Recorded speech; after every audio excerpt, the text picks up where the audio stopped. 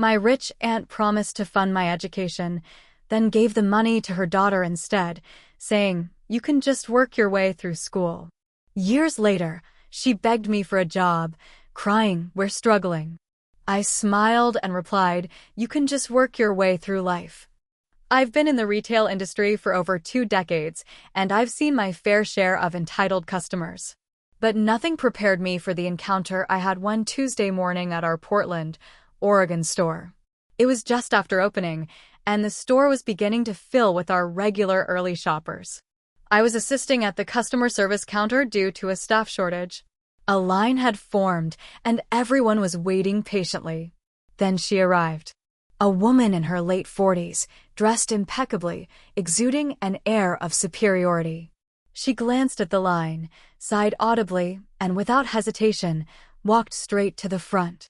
"Excuse me," she said, "I have more important things to do than these people. I need to be helped now." I looked at her, then at the line of customers who were now visibly upset. "Ma'am," I replied calmly, "these customers have been waiting. Please return to the end of the line." She scoffed. "This is horrible customer service. I demand to speak to the manager." I smiled. "Funny, since I am the manager, and we don't reward entitlement here." Her face turned red, and she stormed out, muttering under her breath. She was back. Just 2 days later. She didn't come in through the front like most customers. She walked straight to the customer service desk with that same sharp look in her eyes, like she was about to make someone's day hell. I was in the back reviewing schedules when I got called up. One of my newer employees, Dylan, looked pale. He was holding a return receipt like it was a grenade. "She's asking for you," he said, eyes wide. "Said it's urgent." I walked out to see her leaning on the counter, drumming her long nails like she owned the place. She gave me a smile I didn't trust one bit. "Ah, the manager," she said with fake cheer. "I'm sure you remember me." I didn't say anything. I just waited. "I spoke with corporate," she continued, smug. "Told them everything. The embarrassment. The public humiliation. They were very concerned." Still, I said nothing. "They assured me they'd look into your behavior," she said. "I'm here to follow up. And I expect something for the trouble." Now, here's the thing. She wasn't lying. Corporate had forwarded her complaint to HR. I'd gotten the email the night before with all kinds of legal-sounding words: inquiry, policy adherence, client experience. I was told I'd need to attend a meeting the following week to go over the report. But here's the twist: she didn't know what I knew. I'd already started looking into her.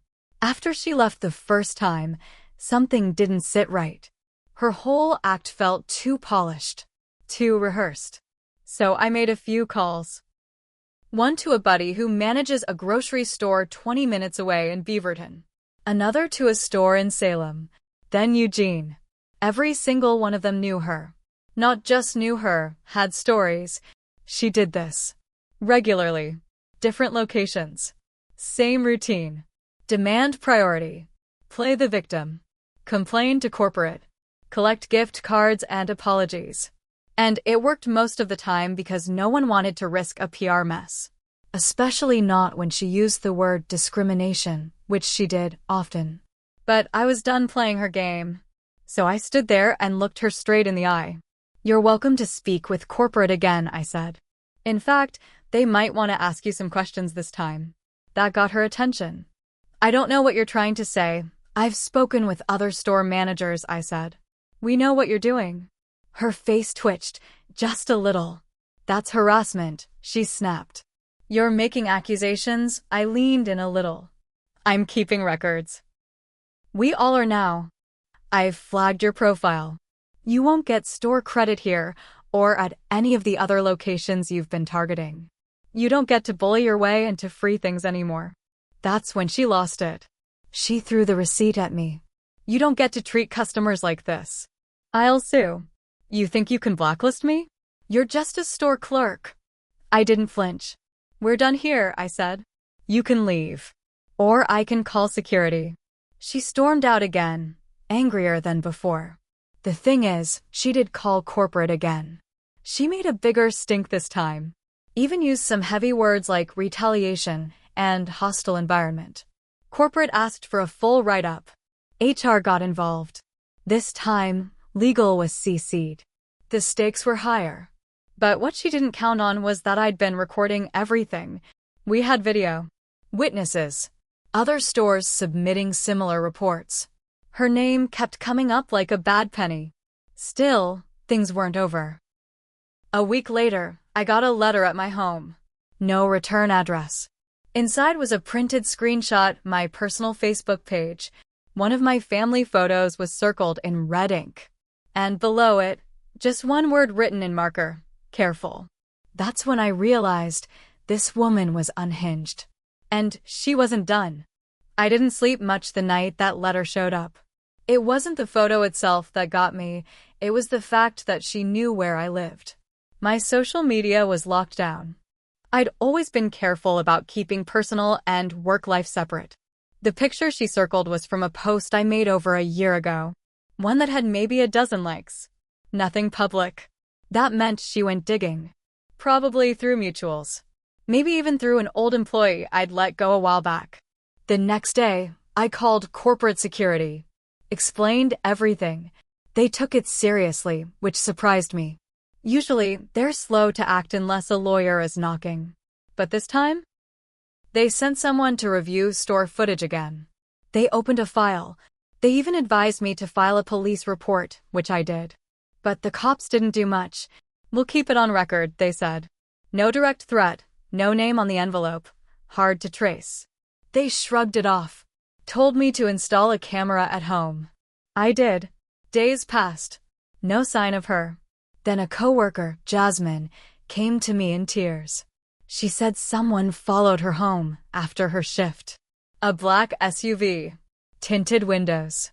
Parked across the street for 20 minutes.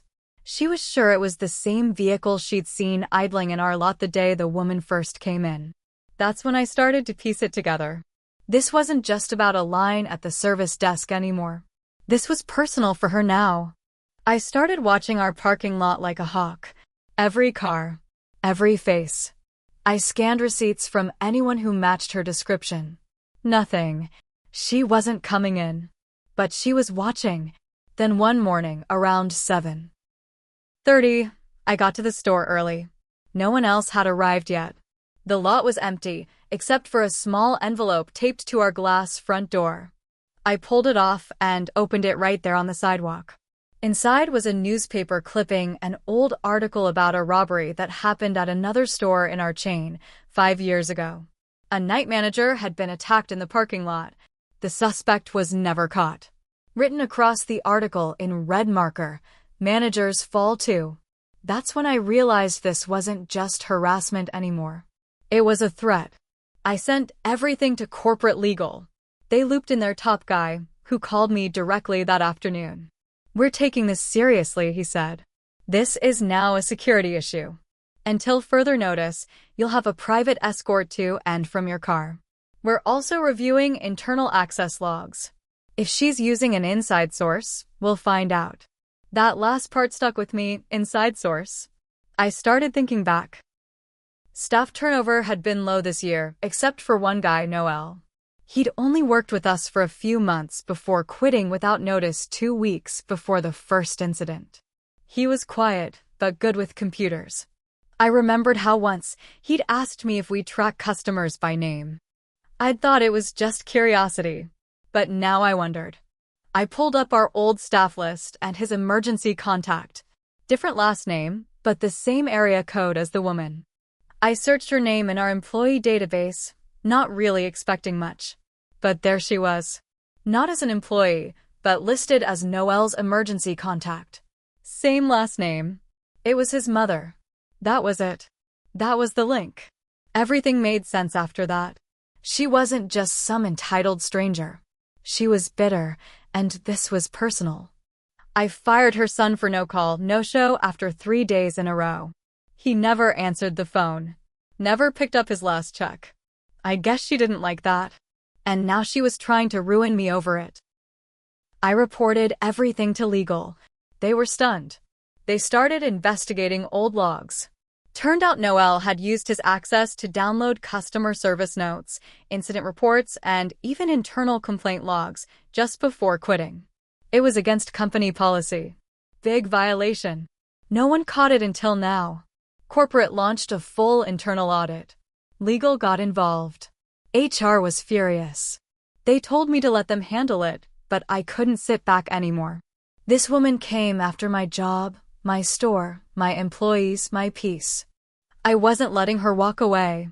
I filed a restraining order. Attached every note, video, copy of threats. It was granted fast, given the pattern. But then something strange happened.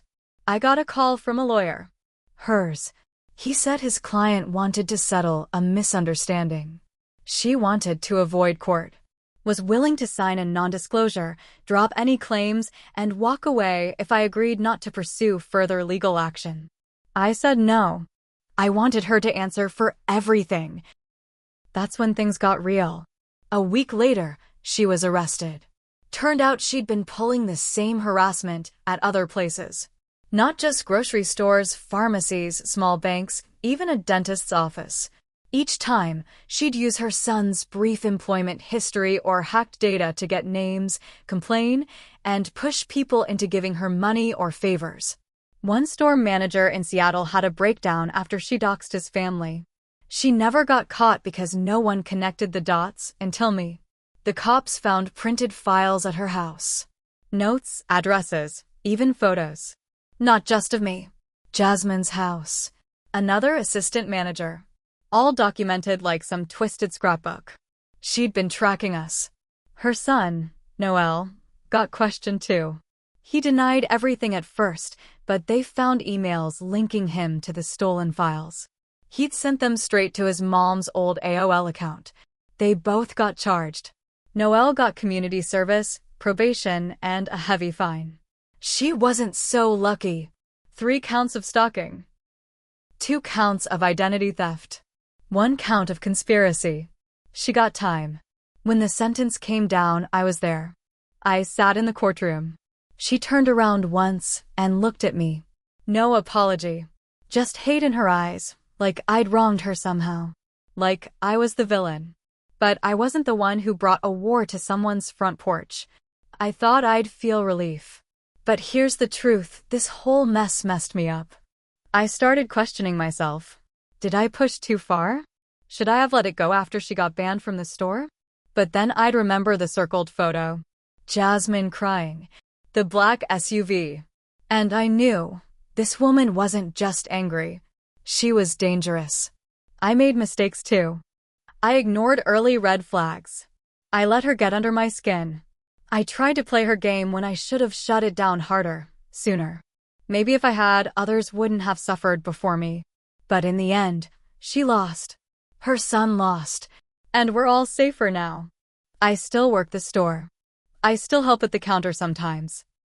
And every now and then, I get customers who try to pull little power moves, cut the line, raise their voice, talk down to staff. But when they demand to speak to the manager, I smile, step forward, and say, "You're already looking at her." And they know real quick, we don't reward entitlement here. I kept telling myself it was over. That the trial, the sentencing, all of it meant the story had ended.